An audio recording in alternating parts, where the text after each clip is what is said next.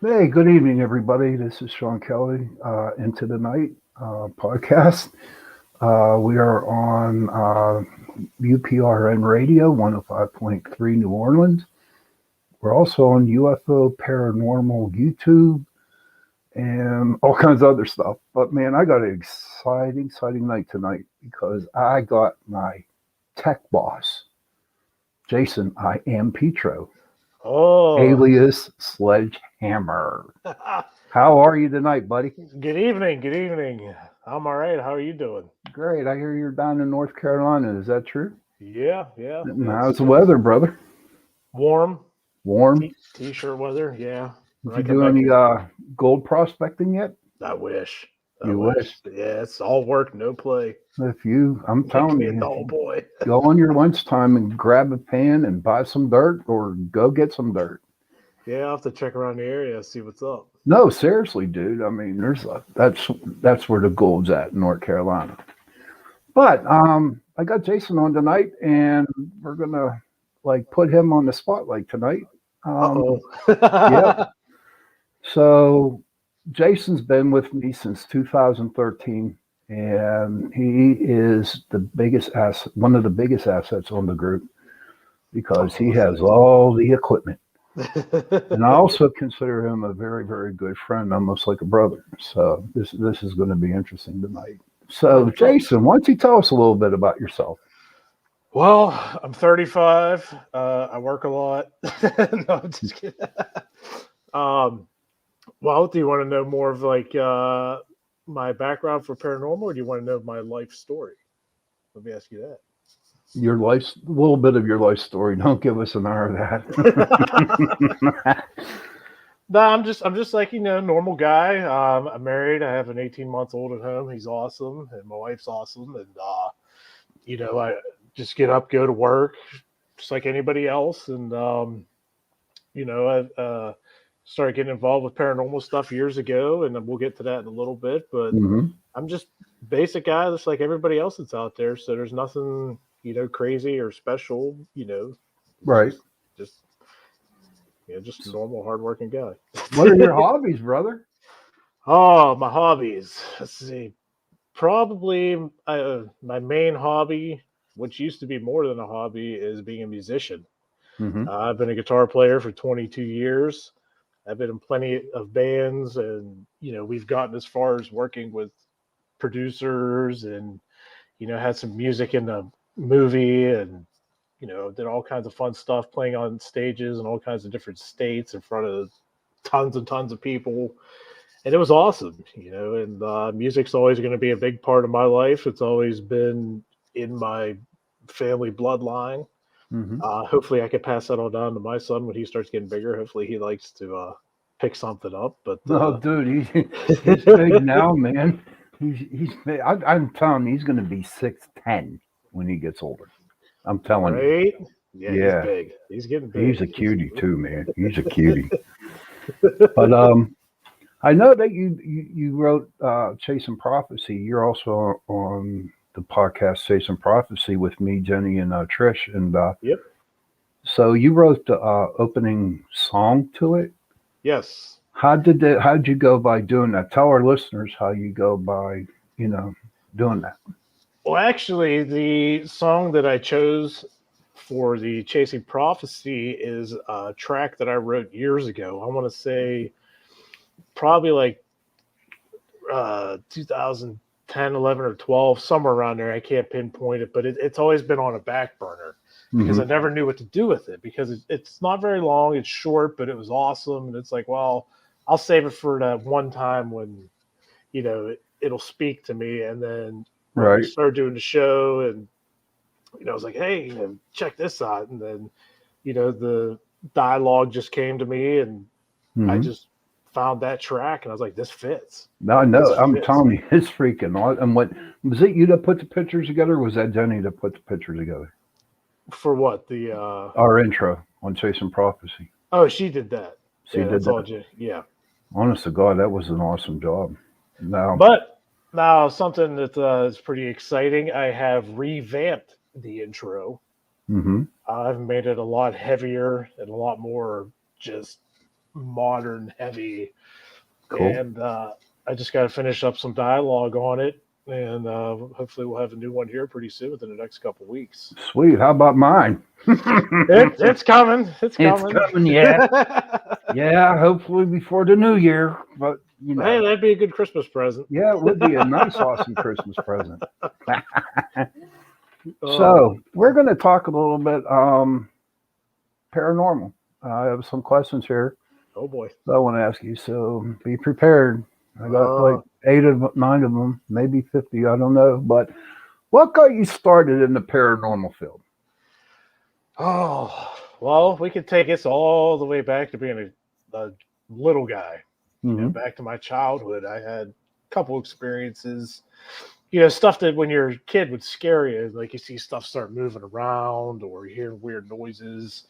And I believed in ghosts, but I didn't Mm-hmm. because I always thought, yeah, it scared me now. I'm a kid, but as I got older, I was like, okay, there's a logical explanation for this. There's an explanation for that. I need to really see it to believe it. Right. And that's when moving into my house, we talked a little bit about on Chase Prophecy, just totally changed my outlook on the paranormal altogether. Mm-hmm. Because not only did we see it, but we experienced some very dark entity, Mm-hmm. poltergeist for the listeners that are wondering what I'm talking about, and when you come home and find, specific room of your house, looked like somebody ransacked it, but nobody was there. Nobody's been home. And it's day after day, and animals are going crazy, and stuff's getting broke and picking up EVPs. And that's when we met. Remember back in Right. 2013, Yep. 2012, 13. Yeah, around there. And, I remember when your group came out and I met, everybody, and I didn't know what to expect. I'm like, okay, this is kind of crazy, but You had good this snacks, man. You had good snacks. yeah, very good snacks. And just seeing how everything unfolded and getting answers and how you guys like conducted how an investigation is supposed to go. I was really intrigued, and then that's when we, remember we started talking, and because after that and getting rid of the poltergeist, it just fueled my fire that I wanted Mm-hmm. to learn more, I wanted to experience more, and I wanted to just be out there. Right. It's like opening a can of Pringles. Once you pop, you can't stop. Or eating about 2 pounds of shrimp that's already cooked. But so remember when we found out who it was? Tell them the story on how you were supposed to get rid of it. I think it's so funny, so cool. Oh my goodness! So when we found out who the person was, there was one photograph that we had that had the specific person in it. It was just wallet sized, and Shawn and his group said, we got to take this picture and bury it under a tree to bound it to the earth, and so it would leave us alone and just be gone. So what we did, and I have three other, there's 4 of us total that experienced this. Me, my wife, my friend of mine, and his girlfriend. So what we did is we put this picture in a Ziploc bag, zipped it shut, rolled it up. My wife put it in her coat pocket because it was cold out, and we all piled into the vehicle, and we drove off somewhere.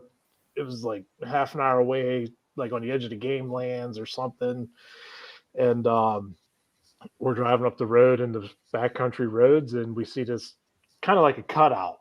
It's like, Mm-hmm. oh, well, here, let's go in there. We could get in there and won't get stuck or anything. And so we get out and we're looking around, and we find this one particular tree. It was almost like a thorn bush kind of tree, and it just rung out like this is where it needs to be.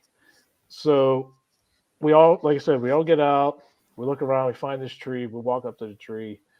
I have this little shovel, and my wife, she pulls the zipped and rolled up baggie out of her coat pocket in front of everybody, hands it to me, and said, "Here, hold this while I dig the hole." And I'm looking at this baggie, and I was like, "Where's the picture?" Everybody's gonna think this is crazy, or I'm crazy but I said, "Where's the picture?" Because the bag was still zipped shut and rolled up when she handed it to me. And my buddy Mike, he was standing right next to me, and he saw this whole thing unfold. He looked at me, and just the expression on his face was like, "What the heck is going on right now?" And she turns around and she's like, "Are you kidding me? Quit screwing around." I said, "I'm not messing around. This picture is gone." She's looking at. I said, "Look, it's still zip shut. Picture is missing." And Mike, he's almost as white as a ghost, and I'm getting goosebumps now talking about it. So she's like, "Are you messing with me?" I said, "No, I'm not. Like, it's totally gone." And I was like, if that thing's back in the house somehow after we took it with us, I was like, "We're moving. We ain't staying there anymore." so we all, the four of us, we start looking around, and Mike's girlfriend's like, "What's going on?" We're looking around and looking around, can't find this picture anywhere. And I'm like, oh, my heart just sank. I'm like, tell me we're going to be stuck with whatever this was. I was like, we can't keep doing this. It's just destroying the house, breaking stuff, making our animals go crazy. So I had this hunch to look in the vehicle. So I'm looking around, I'm looking on the floors, I'm looking on the seats, nowhere to be found. And then, do you ever get like a weird feeling like I should look in this specific spot? You know what I'm talking about, Shawn? Mm-hmm. Yeah. Like you just get that awkward feeling. Why? I got that feeling about the floor mat on the passenger side. So I was like, okay, so I pick up the passenger side floor mat, and this is the God's honest truth. Face down in the very center of the floor, under that mat, was that picture. Oh my God. It was right there. Like I got the goosebumps. Like I got goosebumps. All of my hair's raising. Right. My buddy, he was just totally like, I can't. I have no words. I can't believe what just happened, and neither could I. How does that happen? And that was probably one of the freakiest things I've ever experienced. Because it was a poltergeist that was causing all kinds of ruckus, and go to get rid of it, and it just didn't want to go. And like I say, people, I tell people this story, and some people believe it, and some people think I'm full of it, but there was four of us that all witnessed the same exact thing. So it's not like I'm just saying it, and he could easily manipulate it or whatever. But that was something else, man. Something else. So after you found the picture and you buried it and stuff like that, how did your house feel after that? It warmed up. There was no more cold spot in the basement. The activity that was gone. All the bad activity just disappeared. Mm-hmm. We had a rabbit, and during the whole time this was going on, he was thumping his foot nonstop, bap, bap, bap. And we're like, what is he doing? Because we didn't understand. We weren't into the paranormal yet. So I remember we looked it up on the internet, and that's a rabbit's way of showing like there's danger present. Oh, really? I didn't know that. It's actually like the rabbit was actually warning us, but we had no idea because, we just didn't understand it yet. But after we got rid of that photograph, and he calmed down, and nothing got broke anymore, and it just warmed up. It was good. It was real good. Nice. Everything changed. So yeah, but as time went on, oh hell, why am I? Ah, there I am. There you can hear me now. I see you. I was getting back talk, whatever. But I'm still getting it. Feedback. Yeah, a lot of feedback. I don't know why, but that's okay. This is Torture Tuesday, as we say. It's Torture Tuesday. Torture Tuesday. After hours now. After hours, yeah. But oh damn, I just got somebody just on my back. Some bits on my back. Some bits on my back. But I know after that happened, there was a couple other incidences that happened in your house that we had to be called over again. Want to share those? Yeah, one particular that I remember is it was the first and only time it's happened, but a spirit followed us home, and it wasn't from being anywhere extravagant or anything. It was actually from next door, because my woods are haunted. There's an abandoned house over there that has a demon in it. I'm convinced. That's creepy. That's a creepy house. Yeah, I caught a picture of something, and it was just this monster looking thing with this eyeball staring at me, and I've never gone back up there because I don't want to mess with whatever it is. Right. Uh, but we actually had, I remember we had a spirit. I think the spirit's name was Larry. I want to Hmm. say Larry or Leonard, one of those. And I don't know if you remember, but we communicated with him, and then just found out that he was looking for help, Right. to move Right. on. And the crazy part was, after we got his name, I talked to my neighbor after that fact, and he gave me the same name because he's Did he? lived there. Yeah, he's lived in that house his whole life. So he knew the people that lived over there. He knew everything that happened. I kind of got the backstory on stuff, Right. and so that just verified who you guys were able to help. And then shortly after, I became a team member, and Yeah, you did. so, Yeah, you did.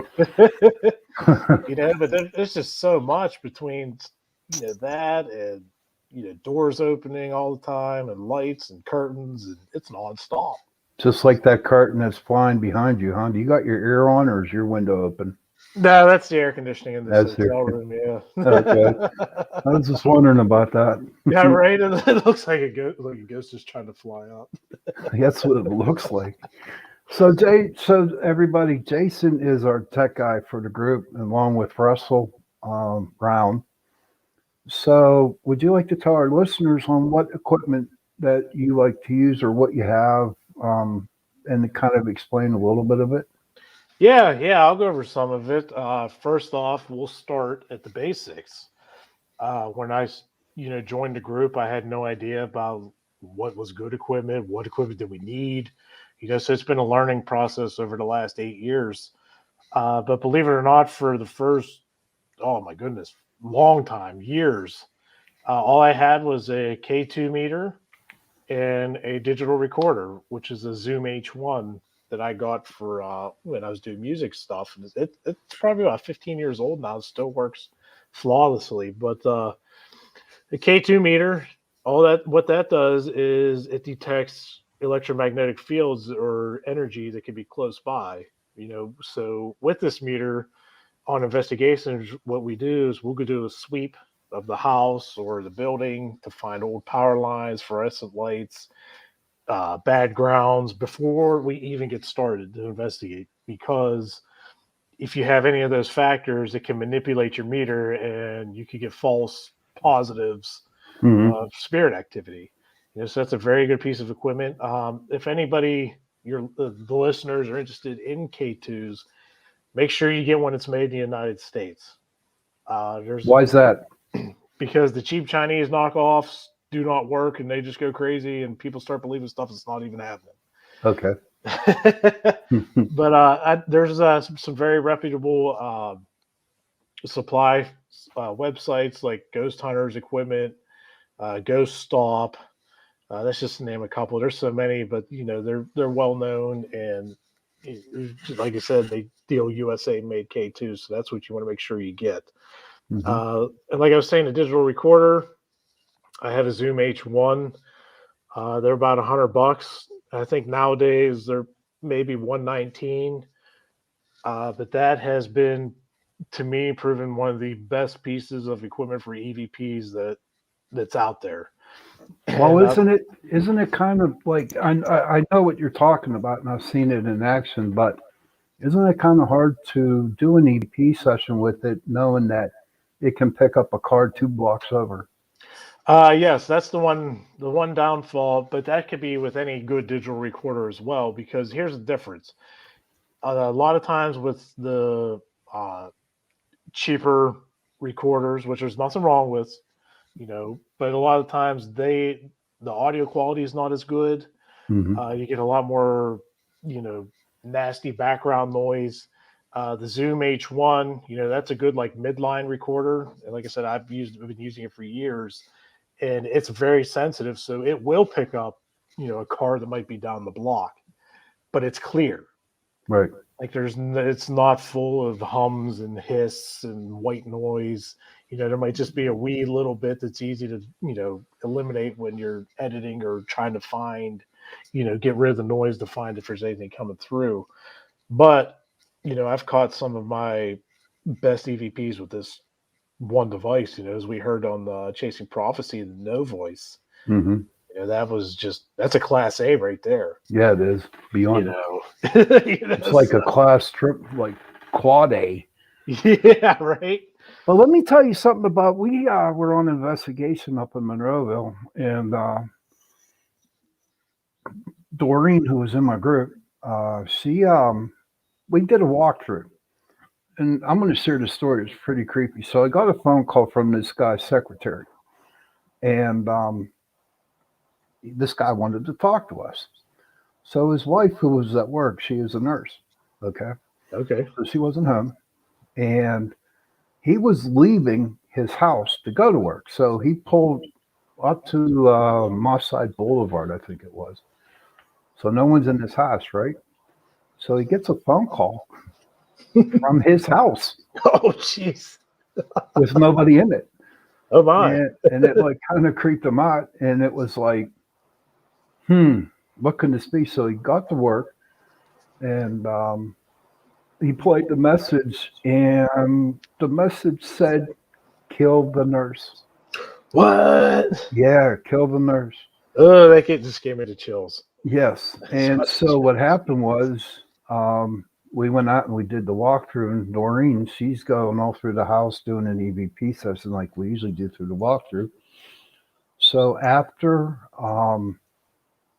we were done doing the walkthrough, Doreen gets out of the car and she says, "You got to hear this, guys. You got to hear this." And Doreen played it back, and then on the EVP, she goes, "The question was, how old are you?" You can clearly hear 93. Ooh. When the client heard that voice and he found out that age, he said, "There's no doubt about it. My dad was 93 when he died, and that was his voice." Oh, that just gave me goosebumps. Yes, and come to find out, how he explained it to us was that he did not like his wife. Oh, jeez. And I mean that was I'll take that to my grave because I think I that believe was, it. yeah, I exactly. believe it. That's crazy. So when we go to houses or we go to different places, you bring your camera set up. Want to tell our listeners about your cameras? Yeah, sure. We could talk about the cameras, and there's a lot of other equipment too, so we'll probably get to that. But as far as cameras, I like to research a lot to find what I'm looking for, what's the best option, what can I afford, and everything of that nature. Now the market is flooded with cameras. IR cameras. There's cheap ones. There's real expensive ones.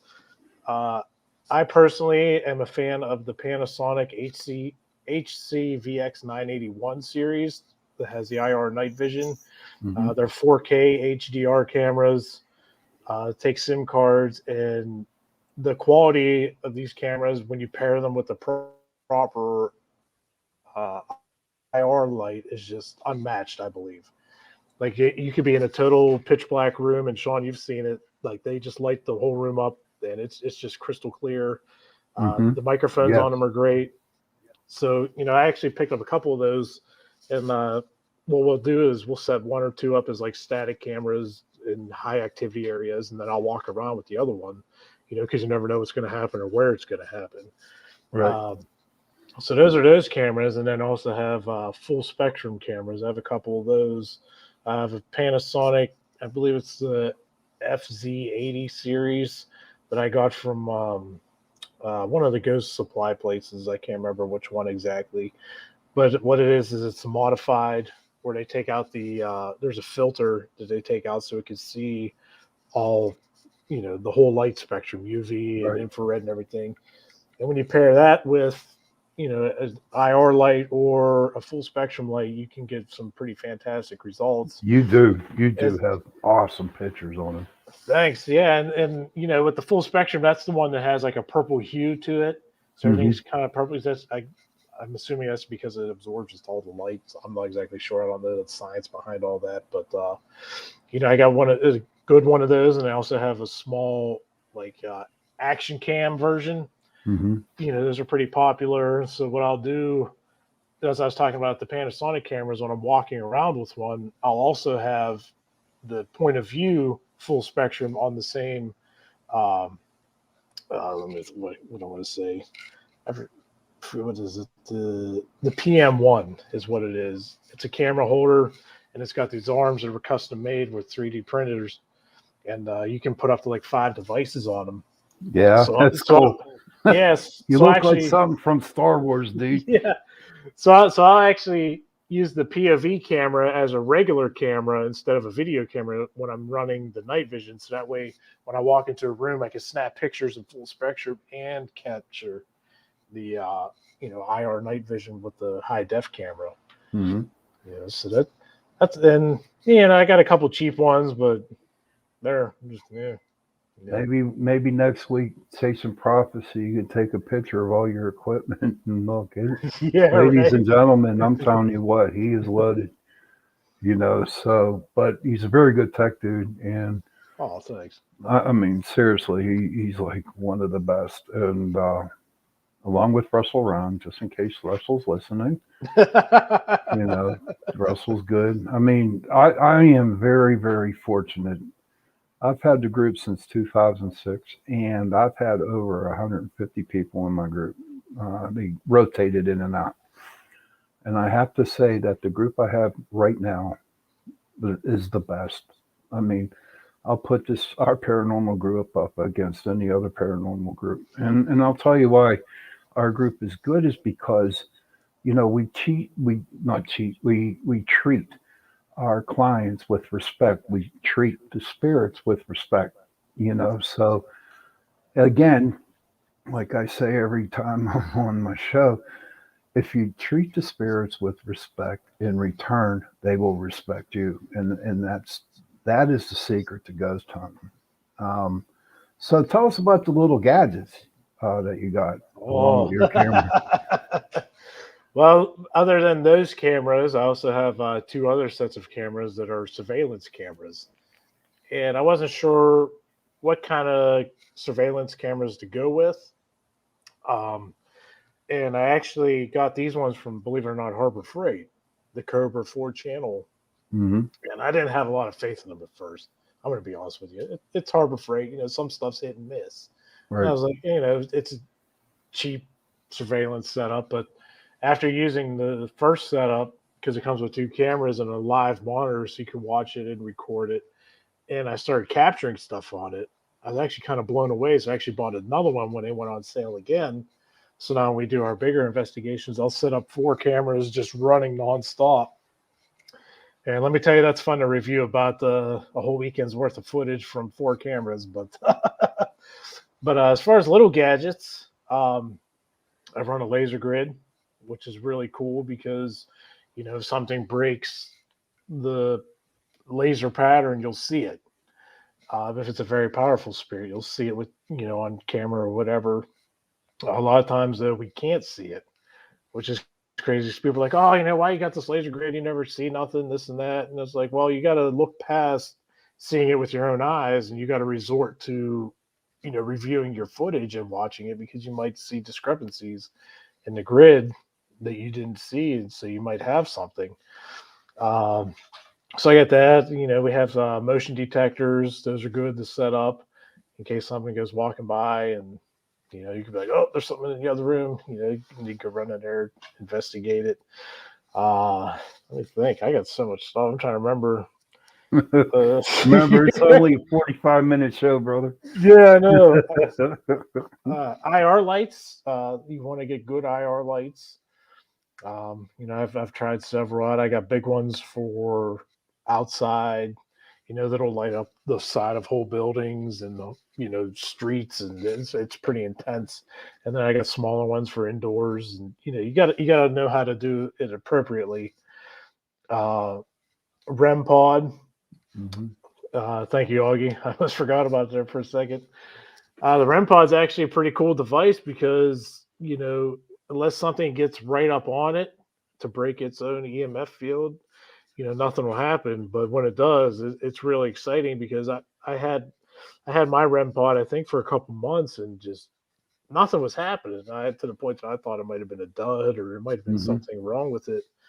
And then I remember, I think the first time it worked was at the Kinsman house Right. when we had it in the master suite, and we had it set on the bed, and we asked the spirit, if you're here, can you sit on the bed? And as soon as we said that, it went off. Right. There's no power sources around it. And there's been several times on different investigations where the spirits like it. It just goes Down at off. the Marcos, remember the past weekend? Yeah, The yeah, Marcos that went off yeah, it was going a lot. crazy down there. Yeah, it was. That you that know, that was a good 2 day deal down there. yeah, yeah, I agree. But I don't. I'm like on the fence with the one where you have the little box that says yes and no on it. I agree with you. So people that are listening, I have a yes no box. They're fairly new on the market. Um, what it is it's two little boxes that are joined together, and one has a Y and one has an N in different colors. One's green, one's red. And if something gets close to it, and like willingly to touch it, it'll light up. So you Hmm. can ask yes or no questions. It should light up. But I haven't had any success with it at all. Do you think maybe they kind of don't realize what kind of equipment? Because think about it, right? Look at all the places we investigated, and other people have investigated before. So, and I'm sure you're the only one right now that has a little yes no box, and maybe they don't understand what it is. Maybe we got to like show the spirits on what to do on that. You know what I mean? What do you think? That's definitely a good observation. I agree with that. Maybe we should focus on that more because we're so used to it. Right, It's nothing new to us. right. What to do, what it means, or how to use it. But like you said, spirits, they might not know. Especially if they're from like Victorian age or True. earlier, or they're not going to know what this stuff is. God, no, they're not. You have You to know, show them, man. That's how I learn. You got to show me stuff. I can't read about it. But so we go on and do an investigation. How long does it take you to review your evidence? oh my goodness. Well, uh, considering that I'm a very busy individual with a busy work schedule, and I have a 18-month-old at home, it's kind of hard to be honest. But if I actually sit down and review everything I have, it all varies because how many cameras did I run? How many EVPs did I take? It could take, I could whip through an investigation in a couple hours if I only ran one camera, maybe a couple EVPs. But, the weekend long investigations where I have 9 cameras going, plus EVPs, and, it takes a couple weeks, if not, a month or two to get through everything, Hmm. and then but you learn what kind of what files you can weed out real quick, Right. you know so that helps. But yeah, it takes time. It's patience. Everybody wants to do the investigation, which is fun. Nobody wants to review stuff and Well, see, like, I don't. It's true. hard. But you It's know hard. what? Since I got my PC now, which I prefer over a Mac, any Oh, day. Yes. Yes. Yeah. I mean, that's another show, you know, whatever. whatever. But as you can tell, Jason loves his Macs. I like my PCs, so I'm using one right now. I know you are. 'Cause it's like your baby. It's like your girlfriend when you go out of town to do some welding and shit. You know what I mean? Hey, it works. The Mac just works. All right, I, I got another question here. What do you expect when you go on a investigation? What do you expect to happen? um. Well, first, I go in positive, and open. You got to be open to the spirit world and understanding, or else you'll never catch anything if you're, like nothing's there, nothing's ever going to happen. You got to be open to it. You got to use your senses. When we go on an investigation, I like to talk to the people, get an understanding of what's happening there, so maybe get some answers, some information. As far as activity, I don't ever really expect anything to happen. Hmm. When we do get activity, that's a huge bonus to the Right. investigation, Okay. because how many times have we gone out and absolutely nothing has happened? You just get a bunch of people trying to stare at each other in a pitch black room. You can't see nothing. The next thing you know, you hear somebody snoring. Ain't that, yeah, ain't that crazy, dude? Ain't that crazy? Because, people, they watch on TV all these ghost shows, right? And Right. they're always constantly, doing something in the dark. But think about it. A lot of our investigations, we sit in a room where it's pitch black and Right. talking to something that might not be there. Right. So And and it's kind of funny. Thank God our clients are okay with it because they got the ghost problem. But it's like, damn, are these guys for real or not? Everybody, right. all our listeners out there, honest to Pete, if you want to investigate, be prepared to be bored. To be honest with you, Yeah. and that's how it's going to happen. Right. See, to me, going on an investigation, what really gets me going is getting the phone call, doing the walkthrough, going to the house, set up the equipment, and boom, it's done. The excitement's gone. You know what I mean? Right. It's like I'm like really tired. I got to go eat some chocolate chip pancakes at Eaton Park. Ooh. Oh yeah, Oh, chocolate it's chip. making me hungry. Yeah, it is. There's a Me and Waffle House Val, right next to where I'm at. me and Val, man. She got me hooked on those chocolate chip pancakes, Oh, I man. believe it. They are so good. And then when Eaton Park had their buffet, right? That the Saturday night midnight buffets. Oh my God, I used to go there all the time for Oh those. my God, dude! All that food, and I'm telling you what, ladies and gentlemen, ghost hunting, you get hungry. I mean, there's no doubt. But yeah, there was some fun. I hope Eaton Park opens up their buffets again. Yeah, the midnight buffet was awesome. Oh my God, unbelievable. Okay, now another question. Um, do you prefer private investigations for clients, or do you like to go to old historical places? Ooh, that's a very good one. Hmm. Uh, I think for me, it's a kind of like a combination of both. But here's why. So I like the historical places be, due to the fact that they're part of our history. People are keeping the maintenance up on them to keep this history of our civilization, no matter where it is or what it was. Uh, and it's cool to hear different stories of people that had different spiritual experiences there. Like was it like Kinsman House or Abel Colley Tavern? Hmm. So you hear like this person said, "Well, this happens here, this happened there. I had this experience." So you go in with high hopes, and sometimes you catch something that might be similar. You might not catch anything. It all depends. Right. Uh, but I also like private, like residents, because there's how many people out there that were once like myself. I was once like that. I didn't know what to do, who to turn to for help.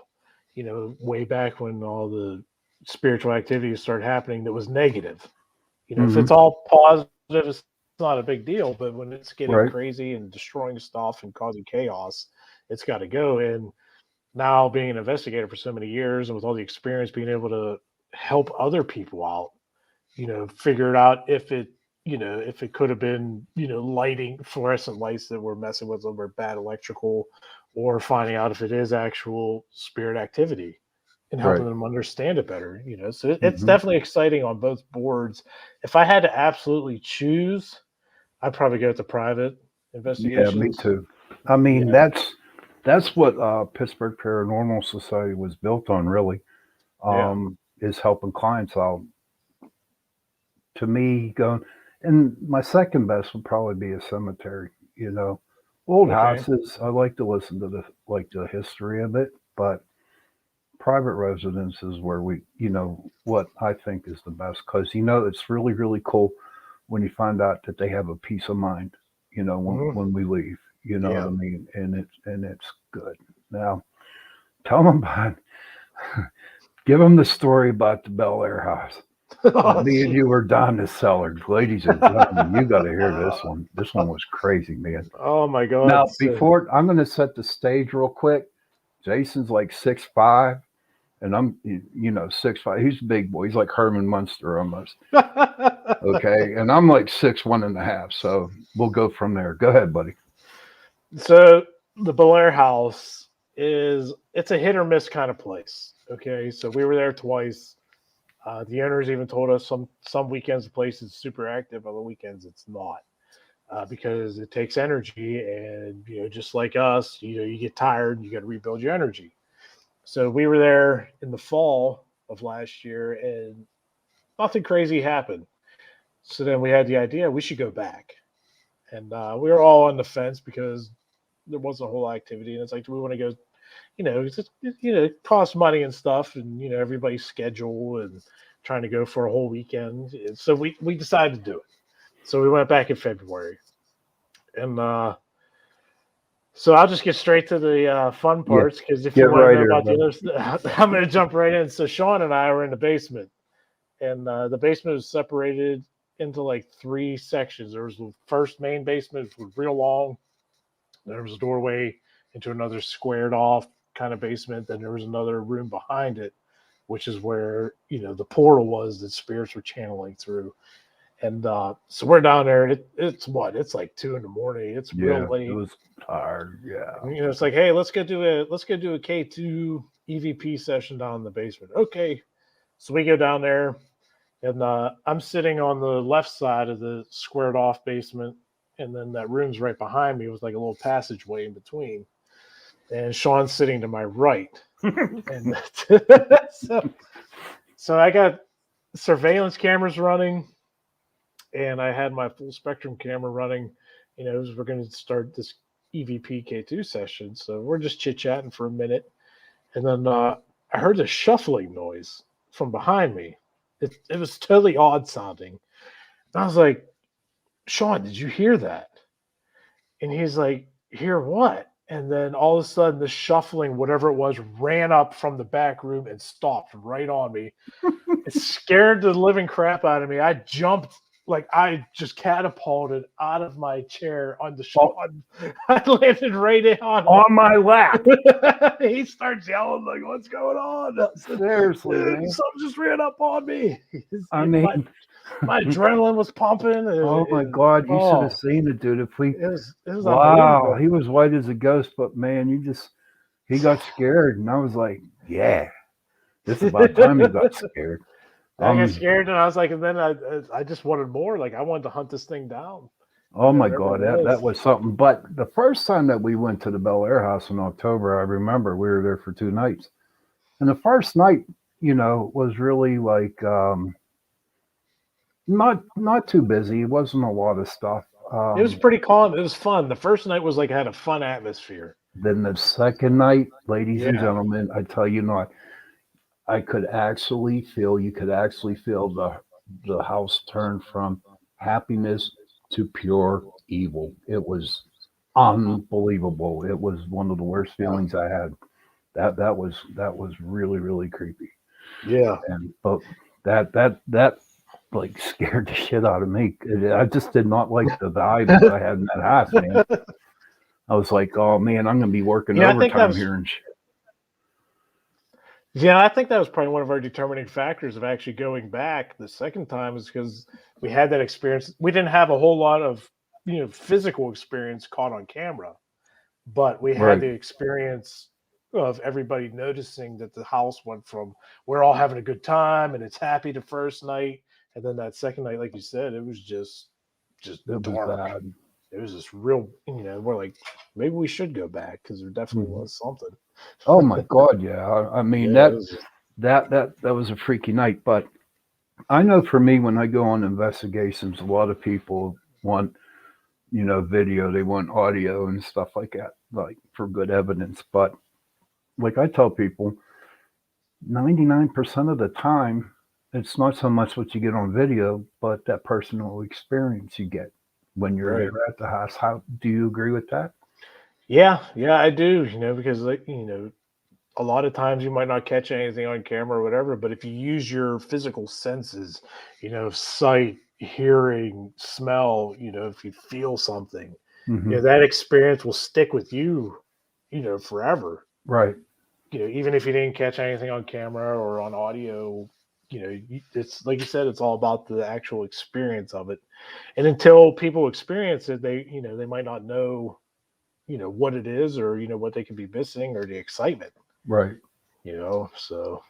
And a couple more questions here, brother, and it looks like it's be time to close up. But what Oh, was your wow. favorite investigation you ever did?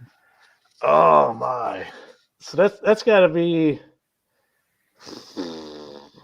We've had some good ones. Yes, we did. Yes, we did. I'm gonna throw up two. Okay. One, and it's not a bias, but it's because I was living with it. I'm gonna say my house Mm-hmm. is one of my favorites because it's nonstop activity, and every single time we investigate, to this day, you catch something. Mm-hmm. Every time, it's something.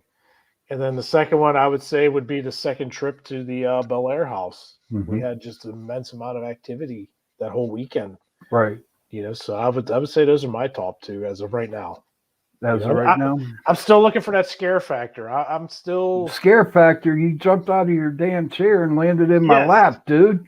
Come on, man. What's up with that? Well, what I'm talking about is a scare factor that Oh, it's so bad that I pack up and leave. okay. I That's see. what I'm searching for. Okay, that's what you're searching for. Okay, good. One of Because, ladies and gentlemen, honest to God, I saw this 6'5" dude over 300 just jump out of his chair and landed on my lap. He scared the shit out of me more than he scared out of anybody else. Seriously, dude. I mean, it was crazy. But Oh, that was good. Now, last question of the evening. What is the one thing you want to achieve in the paranormal field? I just want to, like I said, I want to be able to help other people. I want people to recognize that, we are real. We're not, you know, stuff like you see on television. A lot of that's, edited and filtered and might be manipulated. I'm not gonna say if it is or isn't. I Right.